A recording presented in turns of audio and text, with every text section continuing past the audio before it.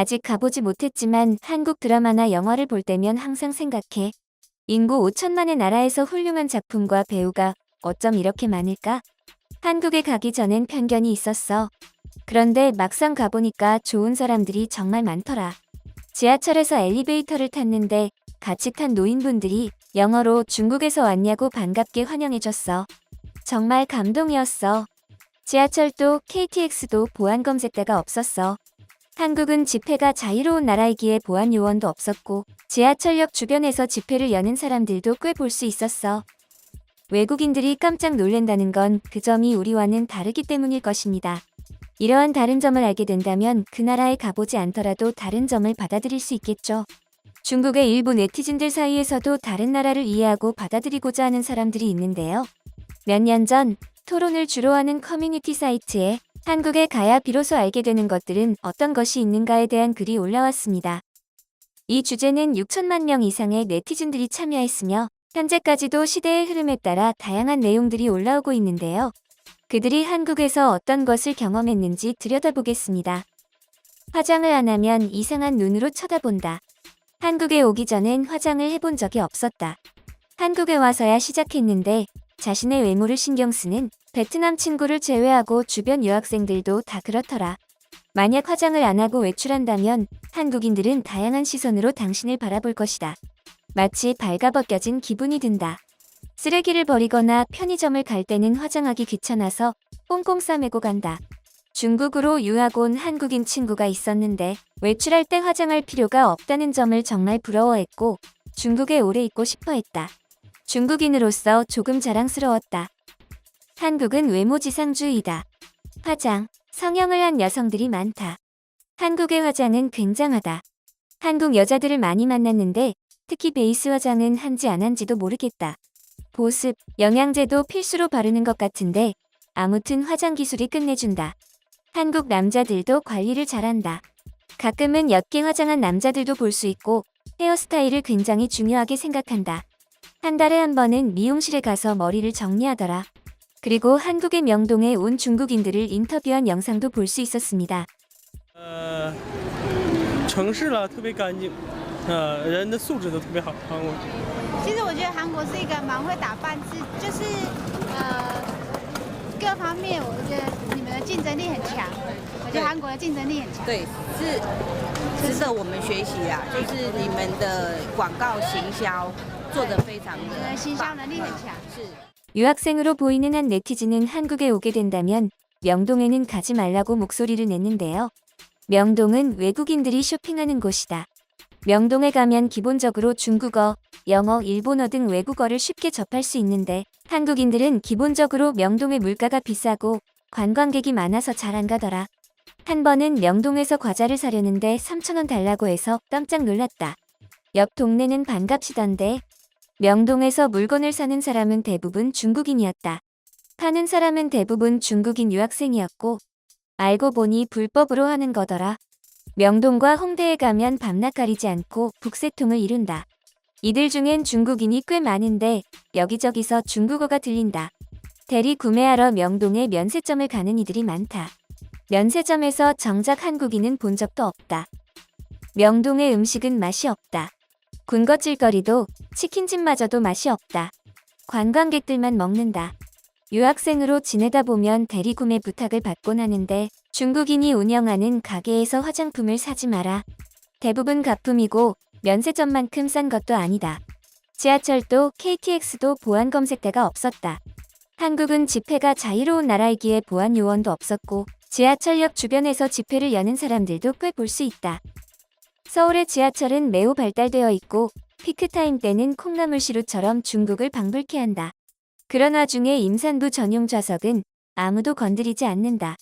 대부분의 사람들이 지하철에서 핸드폰을 보고 있으며 뭔가 먹거나 마시는 이들을 볼 수 없었다. 중국도 아마 그러겠지만 내가 지하철을 잘 안 타서 모르겠다. 한국인들의 위장은 김치, 커피, 소주, 그리고 차가운 물로 이루어져 있다. 밥 먹을 때 김치는 필수이며 커피는 최고의 기호식품이다. 그리고 추운 겨울에도 식당에선 차가운 물을 준다. 다양한 음식이 있으며 떡볶이, 어묵, 붕어빵 등 군것질거리는 몇 배로 많다. 오늘은 고깃집을 갔는데 가격이 진짜. 이 댓글에서 진짜의 활용법이 예사롭지 않다는 걸 볼 수 있는데요. 진짜는 최근 한국어를 배우는 유학생들 사이에서 가장 필수적인 단어로 알려져 있습니다. 단어 하나만 알면 한국인과 계속 대화할 수 있다라는 댓글처럼 진짜를 중국어에서 구현하는 걸 보니 이 네티즌은 한국어도 꽤 잘할 것 같습니다. 한국에 오면 치킨과 한우는 반드시 먹어야 한다. 한우는 한국인 지인에게 맛집을 추천받아서 갔는데 약 4만 원 정도 썼던 것 같다. 부위별로 가격도 다르고 모르는 게 많아서 골라주는 대로 먹었는데 고기가 엄청 신선하고 중국 소고기와 차원이 다른 육향이었다. 소고기를 좋아한다면 꼭 먹어라. 육회 비빔밥도 정말 추천한다. 치킨은 맛있어서 후라이드, 양념 2마리나 먹었는데 특히 양념치킨의 매콤 달달한 맛이 신세계였다. 옆에 있는 면 요리는 뭔지 모르겠다. 번역기를 돌려보니면 음식이라는데 아는 사람이 있다면 댓글로 알려주길. 한국도 중국처럼 유교 사상의 영향을 받아서 예의를 매우 중요하게 여긴다. 한국의 존칭은 세상에서 가장 복잡한 시스템 중 하나라고 할 수 있는데 상대방의 나이에 따라 행동과 언어가 극명하게 갈린다. 몇 가지를 예로 들어보자면 알겠다라는 뜻의 은은 친구 사이나 자신보다 낮은 사람에게 하는 말이고 네는 가장 무난한 존댓말, 그리고 최근에 자주 쓴다고 하는 넵은 간결하고 빠릿빠릿한 느낌을 준다. 그리고 한국 드라마에서 자주 나오는 고마워도 표현을 달리해야 정리하면 이렇게 된다. 한국인들은 이상할 정도로 양치질에 집착하는 것 같아. 화장실에 가면 양치질하는 사람들을 자주 볼 수 있지. 밥을 먹고 나면 가방에서 칫솔을 꺼내서 화장실로 가더라고. 아마 마늘을 많이 먹어서 그 냄새를 빼기 위해 양치질을 하는 것 같아. 한국에서는 거의 모든 사람들이 슬리퍼를 신어. 여름이든 겨울이든 물건을 살 때, 수업을 들으러 갈 때 언제나 슬리퍼를 신는다. 한국에 와서 학교를 가려면 등산을 해야 한다는 것을 알았다. 한국 학생들은 계단이 많아서 지각을 하는 것이지 차가 막혀서 지각을 하는 게 아니다. 한국의 밤 문화는 굉장하다. 점심시간에 밖을 나가면 문을 닫는 식당을 종종 볼 수 있는데 이는 밤늦게까지 영업하기 위함이다. 밤이 되면 유흥을 즐기러 오는 젊은 사람들이 정말 많은데 술집이 매일같이 붐빈다. 밤 12시가 넘어서 술을 마시러 오는 이들도 정말 많다. 진짜 굉장하다. 이외에 중국인들이 말하는 한국에서 여행할 때 주의해야 할 점도 있는데요. 조사하면서 한국에도 정말 다양한 사람이 있구나 싶었습니다.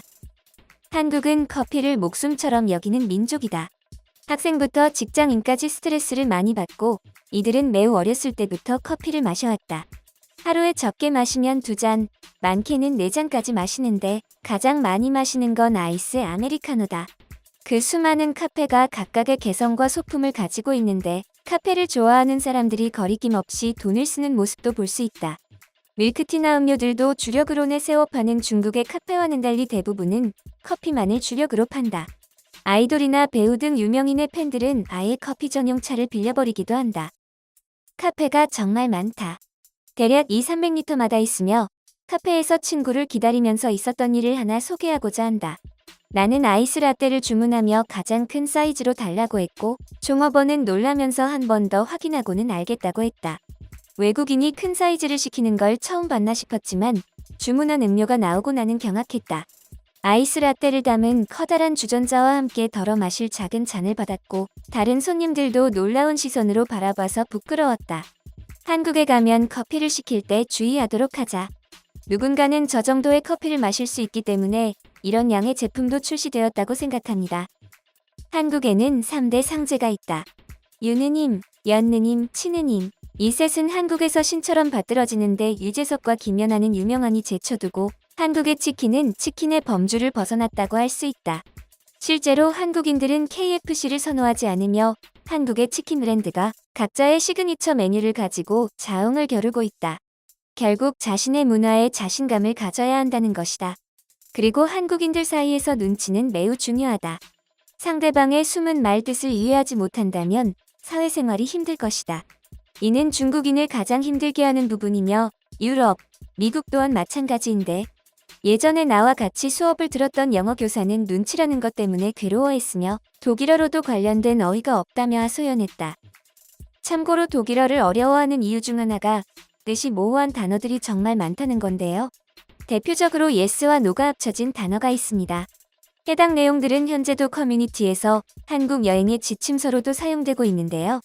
15억 인구 중의 비율로 봤을 때 2.5%밖에 안 되지만 타국에 관심을 가지고 이를 비교 분석하는 이들을 볼 수 있었는데요. 앞으로도 타인을 이해하는 사회가 되길 바랍니다.